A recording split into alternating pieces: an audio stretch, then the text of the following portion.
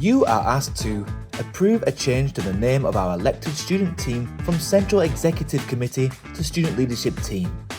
Historically, the elected team were called the Central Executive Committee.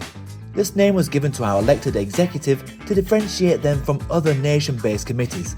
Our structure changed in 2016 when our nation committees ceased to be, but the name Central Executive Committee remained and did nothing to explain what these individuals do. For the 2022 to 2024 term, we have referred to the team as Student Leadership Team in all but our legal governing documents and have seen increased awareness and understanding of what they do for students. Our recent annual membership survey saw increased awareness of the Student Leadership Team and what they do. One member of the elected team urges students to make this change because it just makes sense to use a name which students can relate to and understand. Let's not make it more complicated than it needs to be.